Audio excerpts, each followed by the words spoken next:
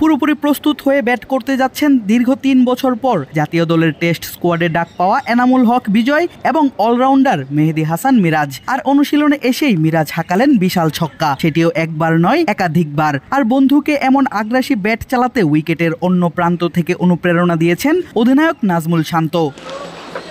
Spinner তানভীরের বলে প্রথমে বড় শট হাঁকানোর চেষ্টা করেন এই অলরাউন্ডার, কিন্তু ব্যাটে বলে কানেক্ট হয়নি ঠিকঠাক। আর তা দেখেই শান্ত বুঝিয়ে দেন মিরাজকে কিভাবে খেলতে হবে এমন বল, ম্যাচে কেমন থাকবে ফিল্ড পজিশন বাতলে দেন সেটিও, বুঝিয়ে দেন আউট হতে না চাইলে খেলতে হবে কোথায়। আর অধিনায়কের কথা মতো ব্যাট চালিয়েই সাফল্যের দেখা পান মেহেদী মিরাজ, সমর্থ হন ছক্কা হাঁকাতে। আর মিরাজকে আরো ভালোভাবে দেখাতেই কিনা জানা নেই, শান্ত আসেন ব্যাট হাতে নেটের ভেতর।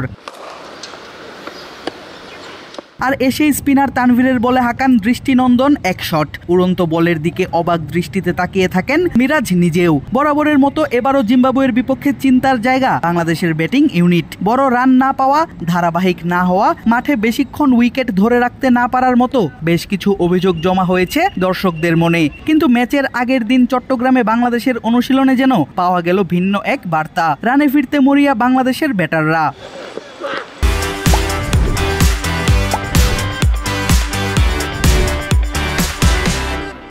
ব্যাটিংয়ে শক্তিমত্তা বাড়াতে জিম্বাবুয়ের বিপক্ষে দ্বিতীয় টেস্টে উড়িয়ে আনা হয়েছে ঘরোয়া লিগে দুর্দান্ত ফর্মে থাকা এনামুল হক বিজয়কে। ম্যাচের আগের দিন সকালে বিজয়ও ঘাম ঝরান মিরাজ শান্তদের সঙ্গে।